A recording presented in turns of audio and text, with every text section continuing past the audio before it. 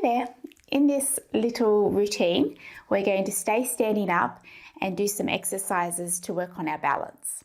So do this with no shoes if you can, because it's important to get a feel of the sole of the foot.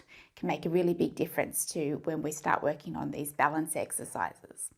So we're just going to start with standing with our feet hip distance apart, and then I'm just going to wriggle around because I want to feel the sole of the foot. Feel all 10 toes down on the ground. A little bit of anchoring down through the joint of the big toe, little toe, center of the heel. So I think about those 3 points and just make sure they're feeling even. Soften my knees and then just lift up nice and tall through my body. Then I'm just going to shift my weight. So my weight's forward into the ball of the foot. And then I'm just going to shift my weight back in towards the heel. So I'm just going forward and back, and just, you don't have to go far. It's just a feeling of maybe when you go forward, you notice the arch of the foot working to hold you there, and then go back a little bit, a little bit forward, a little bit back, and then just find yourself where you're even. So toes are down, joint of the big toe, little toe, center of the heel, feeling nice and steady and lift it up through your body. Then we're going to take a bend of the knees. So I just want you to send the hips back and bend your knees. And then stand up. When you stand up, think of reaching your arms back. So you've got a nice feeling of openness through the front of the chest, and aim your tailbone towards the mat subtly and send the hips back and then come forward. So I'm keeping the weight pretty heavy on my heels when my knees bend, and just have a look at my neck. When I'm in the squat, I'm just keeping my chin tucked so my head's not up like that. It just doesn't feel very good on the neck. So we have the neck and the spine in one long, nice line.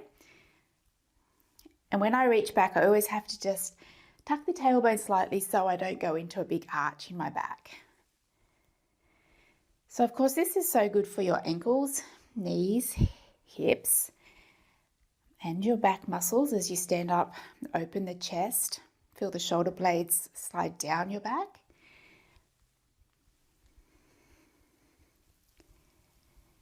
And good for your legs, the strength of your legs pushing back and up. Okay, just do one more and hold it in the bend. And then we just hold it here, and we're just going to do a little pulse. Just up and down. 4, 3, 2, 1, and then stand up. The next thing is we're going to take our legs a little bit wider. Give them a shake out if they need it. And about as wide as your shoulders, and your toes turned out a little bit. Put your hands on your hips. Let's just do a little hip glide. So moving the hips side to side.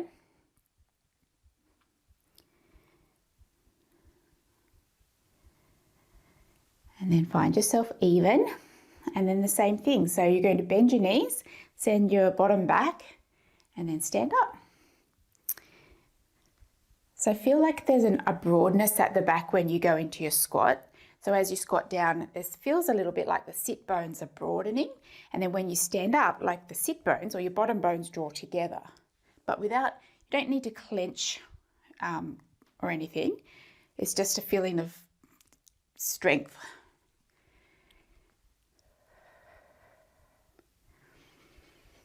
Like standing tall and strong.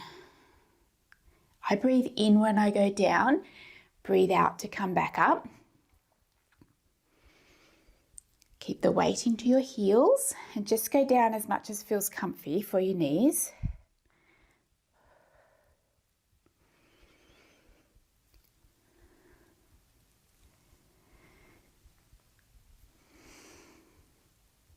Just do 2 more.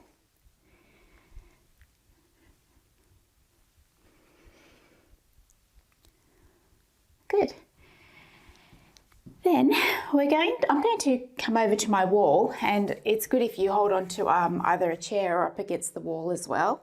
So you can put your hands against something and have a little bend of the arms, and just bring yourself a step back from the wall. If you were on a chair, you could just be holding onto the chair. And just so that I can bend the front knee a little bit and take the other leg back. And then I'm going to do some movements with this leg here at the back, but I want to try and keep nice and steady through my spine. So I'm thinking of my pubic bone at the front drawing up towards my belly button. So this will make my abdominals stay nice and strong, and that stays steady as I just lift up the knee towards the wall or the chair and then just reach it back. Bring it up and reach it back. So I'm aiming for about 10 like this. If I flex my foot and push the heel back, it helps me feel my glute at the back there. And I'm also noticing my standing leg, the hip holding me up.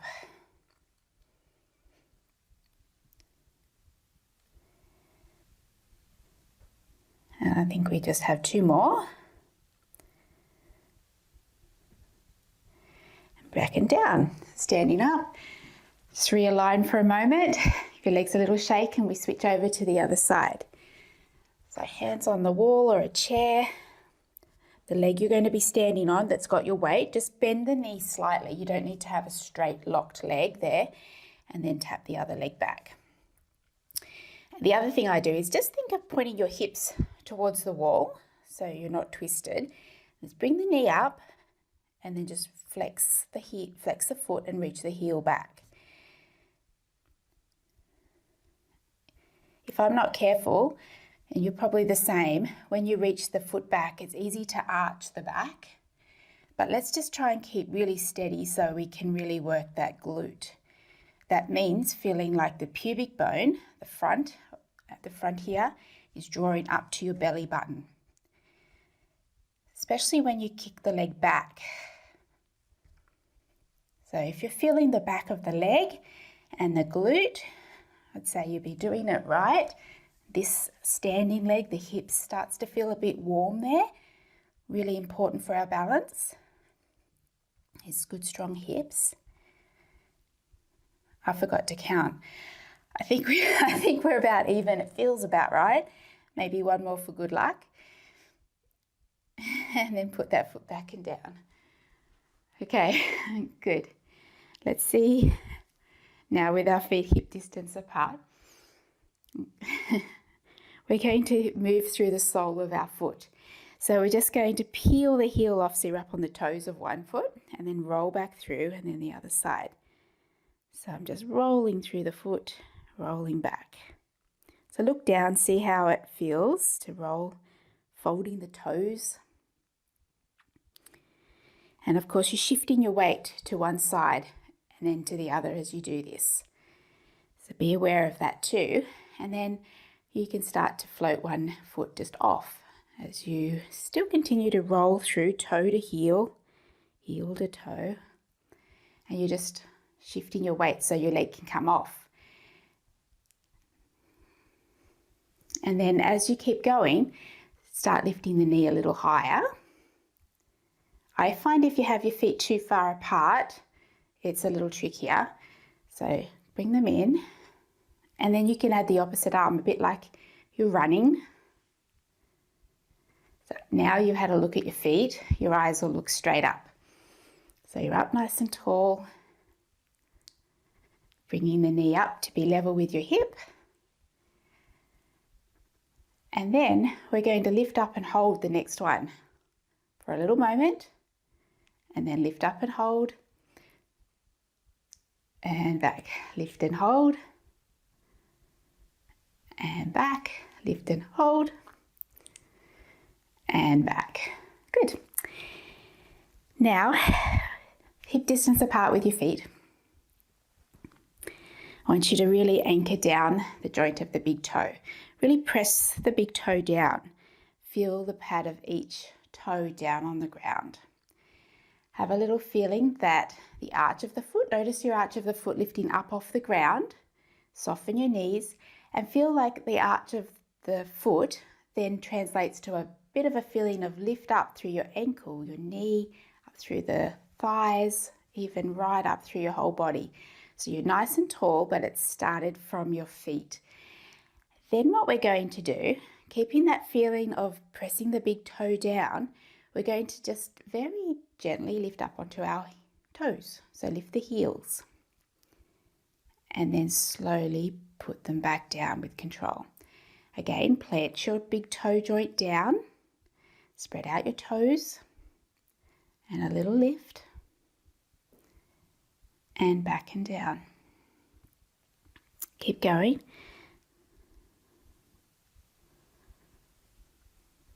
Oops, I need to find my balance. I shifted positions and I have to recenter. So really zone in, find your focus.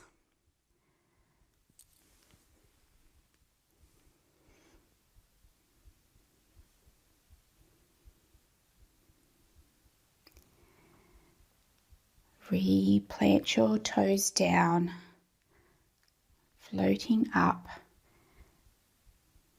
Notice the calf working. The calf muscle is really important for your balance.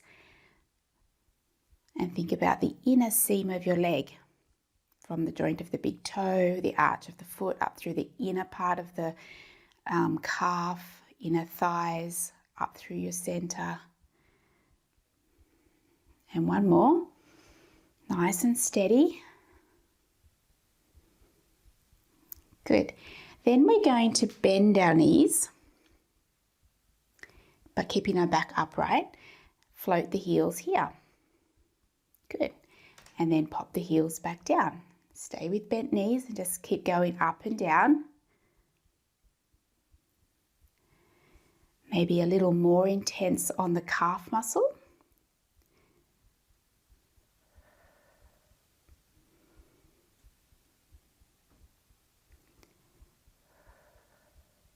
Really good on your ankles.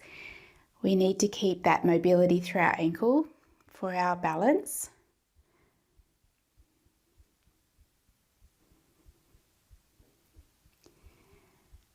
Last one. Heels down and then stand up. We're going to do a couple more with straight legs, because often after you do it with the bent leg, it's really woken up that calf muscle, and we'll see if it helps us feel a bit more steady now. So again, I almost sort of lift my toes up, relay them back down, anchored down. My knees are straight, but my legs are straight but not fully locked. And then I'm just going to lift up, back and down. Good. And again, you got it. Lift, lower, lift up and lower, big toe pressing down, lift up and down. That's it. Good job. Easier. And then we're going to move on to a hinge now. So hands on your hips. Again, first job is to soften the knees. Then you send the hips back and you tip your body forward. You can bend your knees as much as you like here. The main thing is I want you to keep your back nice and flat, so you're not going into a rounded shape. And then you tip yourself back up. Really good to stretch the back of the legs, a little bend of the knees, send the hips back, tip your body forward. To keep my back flat, I bend my knees, and I also think of lifting my chest a little bit forward, and reach my tailbone to the wall behind me. So I'm really, then I get a big stretch to the back of the legs. Okay, and then just hinge straight back up. One more, softness in the knees. You tip forward. Just check, where's your weight? Even on both sides, both feet, both legs. Lift your chest, tailbone's reaching away from you. The chin's tucked a little bit. And then just tip all the way back up. Then you take one step forward, have one leg back, bend the front knee, keep the back heel down to stretch your calf muscle. Lift up your eyes, your chest. Nice deep breath. Good. Step the other one back. Point your hip bones forward. Anchor that heel down as you glide the hips forward.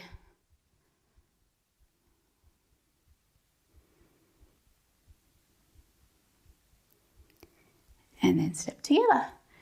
Okay, that's us all done. Good job. So these exercises are perfect as a starting point to start working on improving your balance. Little things you can do every day can make a really big difference to feeling really steady and even on your feet. If you would like to know the other things we need to work on to improve balance, which includes more mobility for our joints, coordination, the way we align our posture, all of these things can make a big difference. I'm going to go through all of those in a workshop that I'm teaching next week. The link's below, so if you'd like to come along, you can click on that, register, and I'll send you all the details.